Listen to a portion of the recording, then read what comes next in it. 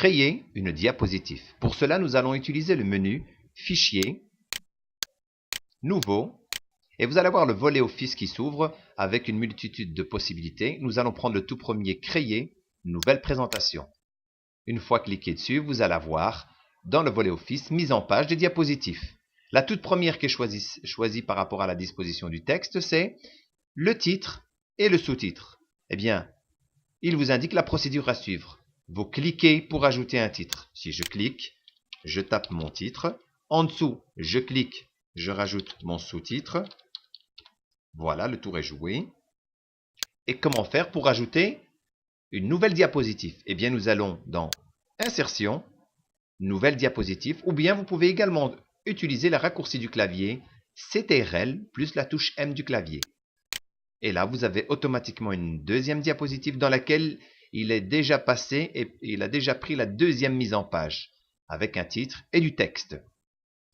Une chose que vous devez remarquer, c'est que dans la miniature, ici la vignette, il n'y a pas de contenu malgré qu'on voit du texte indiqué sur la diapositive juste devant vous. Eh bien, c'est tout à fait normal parce que ce texte-là, ce n'est qu'un fil conducteur de Microsoft PowerPoint pour vous guider à rajouter de l'information dans les différents champs qui se rajoutent par rapport aux mises en page. Nous allons voir en lançant le diaporama, souvenez-vous par rapport à la leçon de l'affichage, je vais cliquer dans affichage, je vais cliquer sur diaporama ou bien la touche F5 du clavier pour voir le diaporama. Vous allez bien constater que la deuxième diapositive, malgré qu'il y a du texte qui était indiqué, bien, rien ne s'affichera au niveau du diaporama. Première, deuxième diapositive, aucune information n'est indiquée. Escape, la touche Escape du clavier pour revenir en mode normal. Et là, vous remarquez que ce texte-ci ne s'affiche pas. Nous allons taper ici une information, un titre par exemple semaine, et juste en dessous, nous allons taper par exemple les jours de la semaine. Lundi, Enter pour passer à la ligne suivante, mardi, non, bon, il l'a corrigé, c'est très bien, mercredi, etc. Vous avez compris la technique. Je vais rajouter une troisième diapositive. Une autre manière de pouvoir le rajouter, c'est de cliquer bouton droit dans ce petit volet de diapositive, de miniature.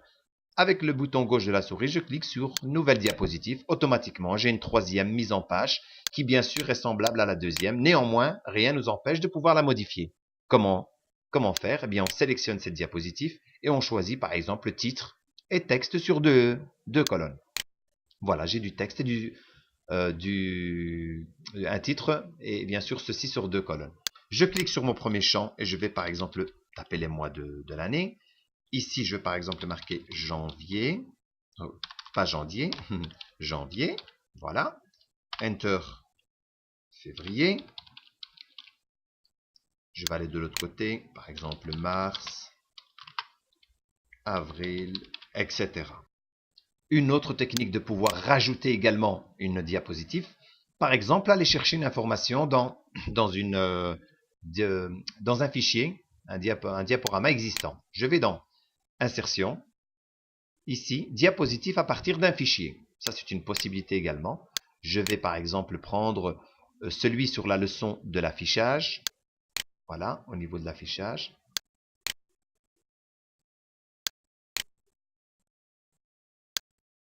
Et là, il me montre toutes les vignettes. Ne me reste plus qu'à choisir celle qui me convient le mieux.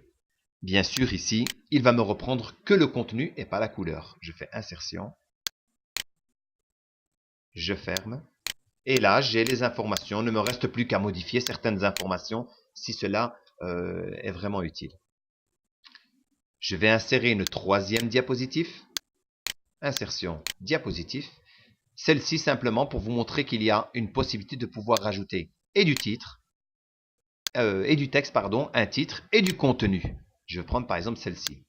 Eh bien, ceci, le titre, vous l'avez déjà vu, le texte, vous l'avez déjà vu. Nous reste plus qu'à comprendre c'est quoi le contenu. Eh bien, dans le contenu, vous pouvez insérer tableau, image, graphique, diagramme de la vidéo ou alors des clip art, c'est-à-dire des petites images existantes dans le PC, surtout accompagnées par le logiciel PowerPoint. Je vais rajouter une toute petite image clip art.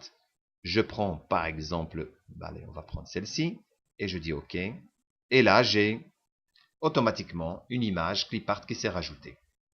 Voilà, comme ça vous permettra déjà de pouvoir créer un petit diaporama personnel avec uniquement du texte et à la rigueur rajouter une petite image clipart. Bon travail.